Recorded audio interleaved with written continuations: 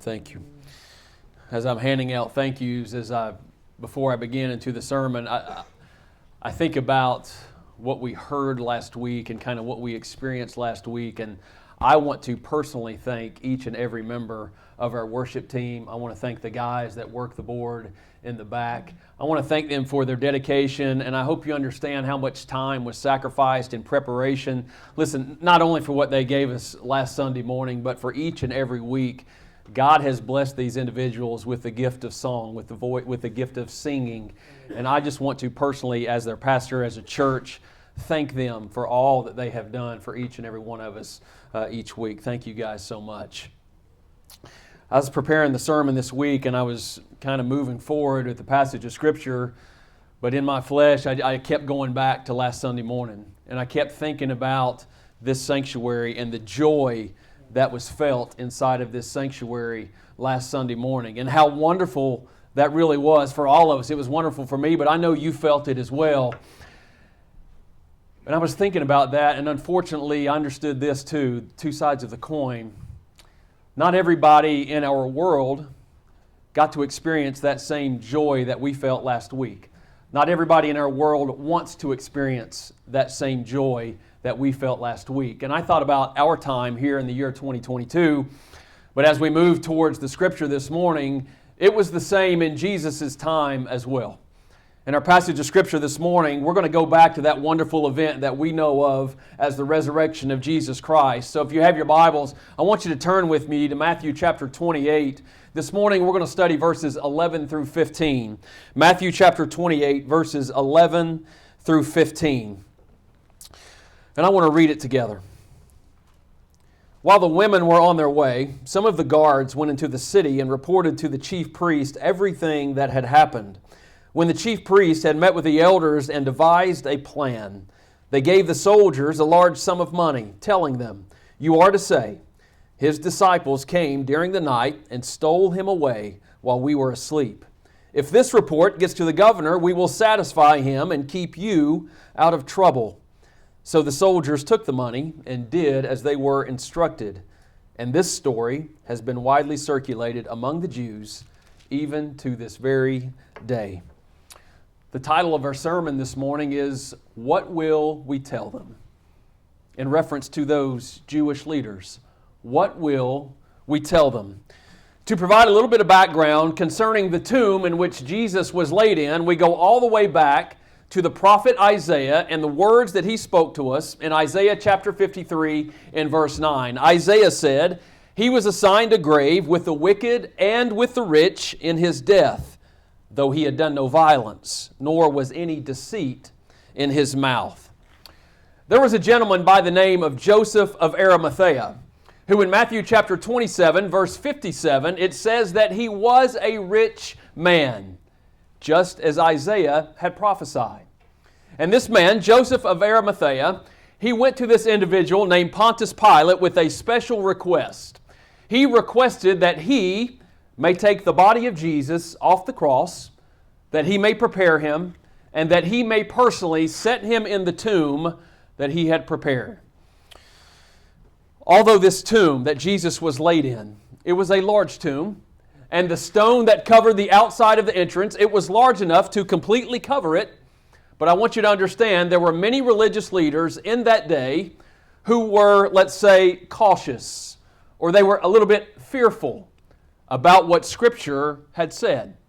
So they took this concern and they took this little bit of fear in their lives, and they personally went to this same man, Pilate, and they expressed to him and they restated what Jesus had foretold. I want you to make note of Matthew chapter 27, this time verse 63 and 64. These are the words the Jewish leaders spoke to Pilate. They said, "Sir," they said, "we remember that when he was still alive, that deceiver said, 'After 3 days I will rise again.' So give the order for the tomb to be made secure until the third day.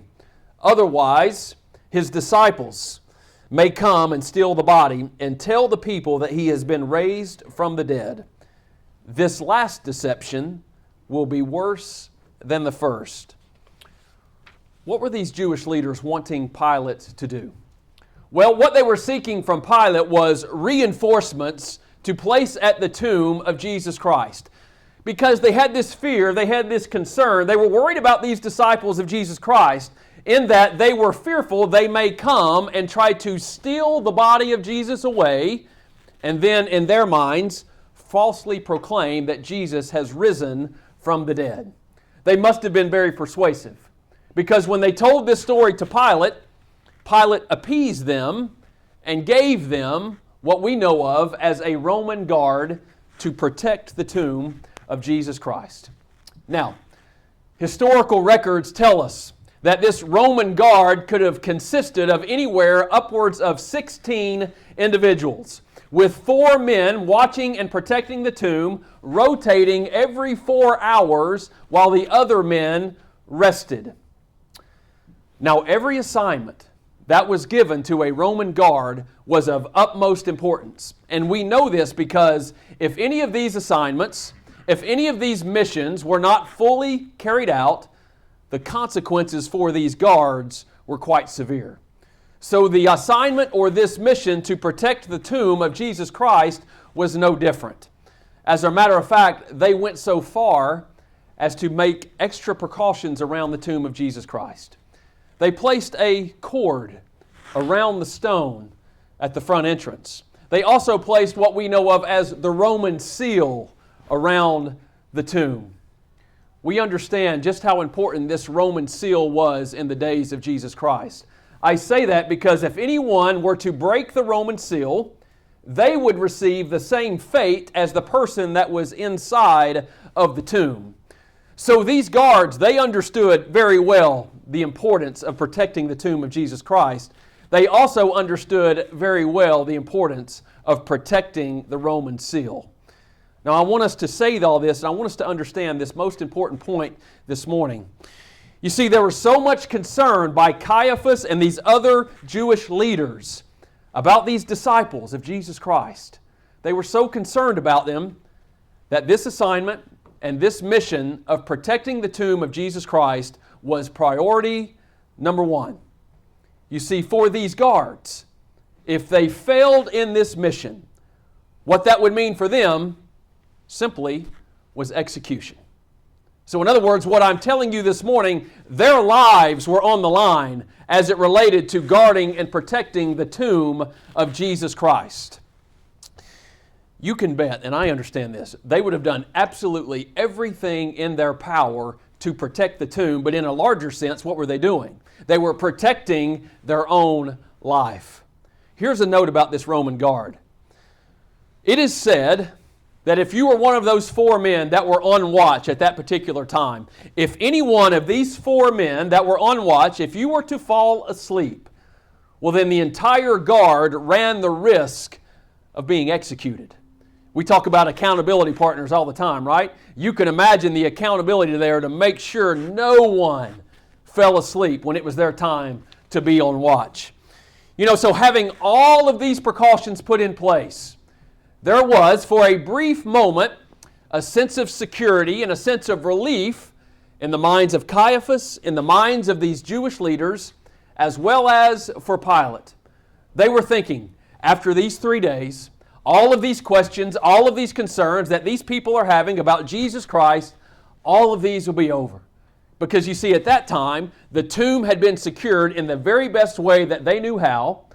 There were many disciples, yes, there were many disciples that were still in Jerusalem, but there were many disciples that had already scattered for fear of their own lives. So for a brief moment, the Jewish leaders and the Pilates, they thought they had won. But in that phrase that we love to say so much, Sunday was coming.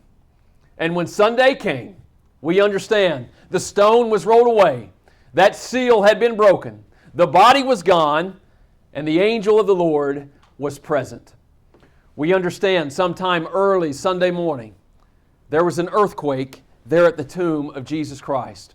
And this earthquake scared and frightened these soldiers so severely that Scripture says they became like dead men. After a period of time, when these soldiers had regained their senses, they went back into the city.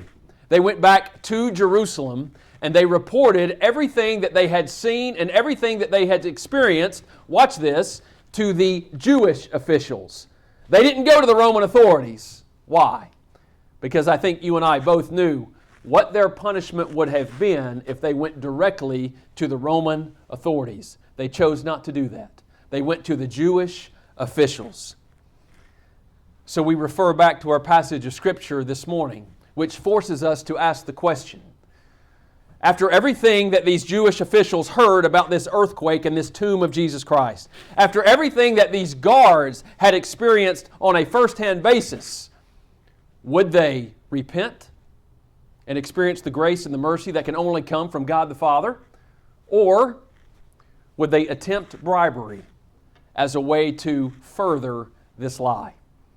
Unfortunately, in verse number 12, we find our answer, if you'll read with me. When the chief priests had met with the elders and devised a plan, they gave the soldiers a large sum of money. By these Jewish officials, by giving over this large sum of money, what that shows is a real darkness inside of the hearts of these priests. Because there's no question in my mind, these Jewish priests, they knew well the words of Isaiah. They knew well the writings and what he had prophesied some 700 years before this exact event. Now watch this. If you're a Jewish priest, you know the words of Isaiah. Now all of a sudden, all of these things are happening exactly how Isaiah had said they would happen, and they're happening right in front of your eyes. Why would the Jewish priests not repent as well? Because their hearts had become so darkened, and because their understanding, and we've been talking about this for 3 or 4 weeks, their understanding of Jesus Christ's true purpose was off. So instead of repenting, I want you to listen to this plan they created. Verse 13 and 14, telling them, the Jewish leaders are telling the guards, this is what you are to say, that his disciples came during the middle of the night and stole him away while we were asleep. If this report gets to the governor, we will satisfy him and keep you out of trouble. Now, I want to take a couple minutes this morning and I want to talk about how this plan, how this lie made absolutely no sense. Think about it in your own mind. First of all, what they want us to believe is this, that all of these guards, 16 men, that all of these guards had fallen asleep. So common sense tells you, how can they know it was the disciples who came and stole away the body of Jesus Christ? Secondly, can all 16 members be asleep at the same time? I just described for you how if one member of that guard fell asleep while he was on watch, that they would run the risk of all 16 men being executed. Let me ask you, do you think they would take that chance? No way. Here's what they want us to believe. All of these guards have fallen asleep, but yet not one of them could hear the stone being rolled away. Not one of them could hear the seal being broken.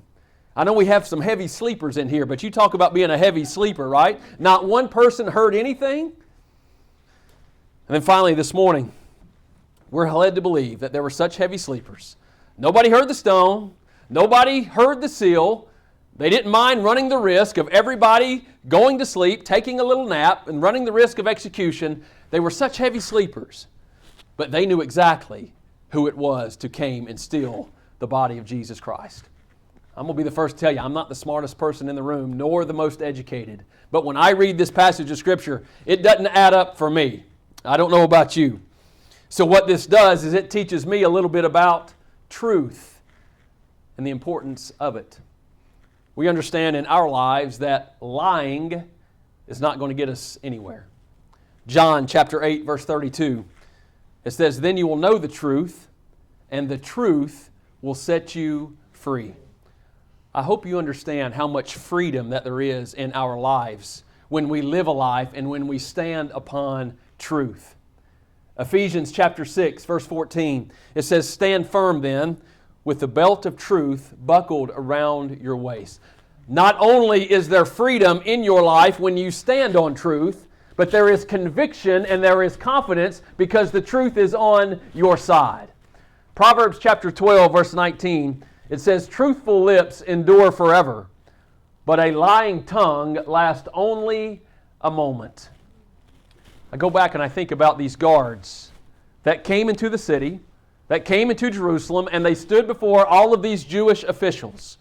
And as these leaders stood before these men, in order to bribe them, they had to lie to them, essentially telling them this: since you are going to take this money, you are going to tell this story.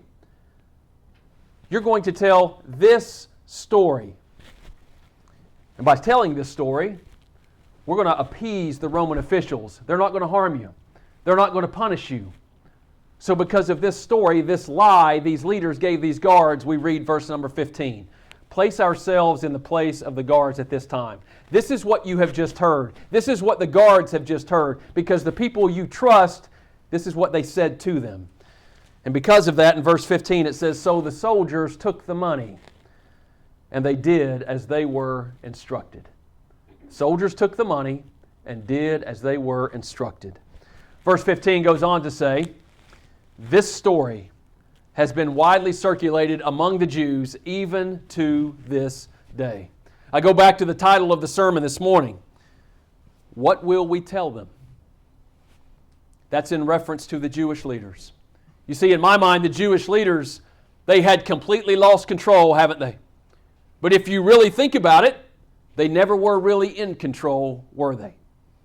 You see, this was all part of God's sovereign plan. Unfortunately, in our world, there's so many lessons that can be learned because of the sins of man.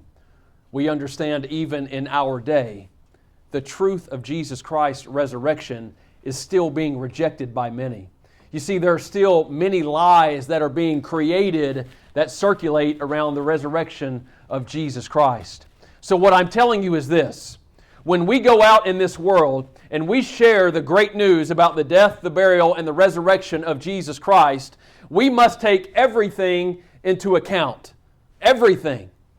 Namely, we need to remember, first of all, about what the prophets have told us, namely Isaiah chapter 53.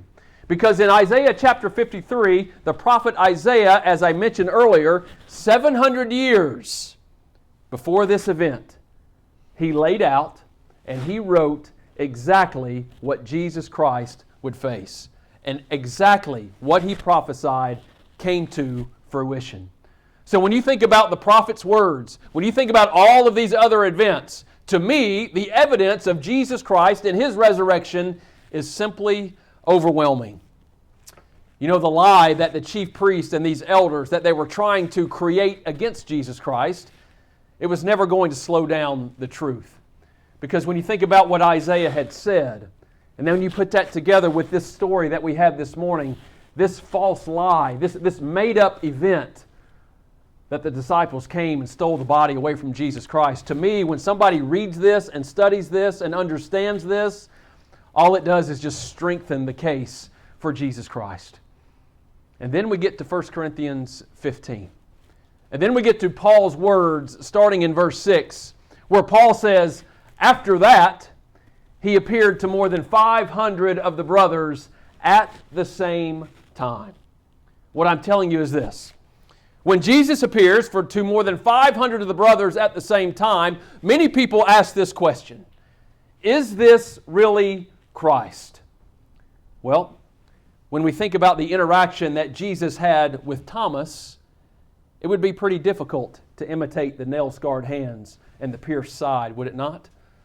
John chapter 20, verse 27, Jesus says to Thomas, put your fingers here, see my hands. Reach out your hand and put it in my side. What Jesus was telling Thomas was to stop doubting and believe. Let me ask you, if Jesus was willing to show Thomas, do you think he was willing to show the others as well? No question. When Jesus showed up and showed himself to more than 500 of the brothers at the same time, do you think they could see his hands? Do you think they could see his pierced side? There's no question about it. My point this morning is this.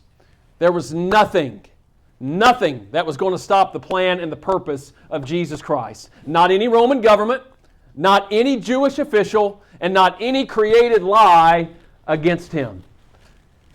When you think about it, there has been no tomb or no grave protected or guarded better than the tomb of Jesus Christ. And yet it was still no match for the power of God. You see, when you understand God in His plan, He had accounted for all of this. That's the beautiful thing about this Word of God. That is the beautiful thing about Scripture. Why is it so important to us? Because it details for you and I every event that He went through and that He overcame. And this book, this Scripture, as we learn from Him, as Jesus told Thomas, stop doubting and believe, that same Word of God tells you and I, stop doubting and believe. As we begin to close this morning, I ask you, may you and I, may we never forget what Jesus endured for us on the cross. May we never forget the lies and the evil schemes that were created against Him. First of all, they had to use treachery or deceit in an effort to arrest Him. Secondly, according to Matthew chapters 27, verse 59, it says they had to hold an illegal court in order to try Him. And then as Jesus went before Pilate, all of these individuals had to hand down false claims in an effort to accuse Him. And then finally, when we get to this passage of Scripture this morning, they had to use bribery as a way to discredit His resurrection. What is our take-home message this morning? Our take-home message is this: that when an individual's heart becomes so darkened, that individual will stop at nothing to conceal the truth. May you and I always be wise to the truth of Jesus Christ, and may you and I always be wise to the truth of God's Word. Let us pray. Dear Heavenly Father, I thank You for Your Word that You've given us this morning. Father, as we read and we study this Word, Father, we just seek the truth and we know the truth, and we ask that You just give us the power of Your Holy Spirit to live in such a way as to take this truth to the rest of the world, no matter what it may cost us. Father, help us be wise to these bribes. Help us be wise to these lies that are created about You, and help us to be bold and understand Your true Word that is truth, that is found in Your Word. Father, I just pray that You'll go with this church, that You'll be with us, that You will strengthen us, that You will lead us, and that You will guide us. We thank You for the blessings during our good times. Father, we just ask that You help us remain faithful when we fall on hard times. Help us to never waver in our faith, no matter what happens. Father, I thank You for this time together. In Jesus' name, amen.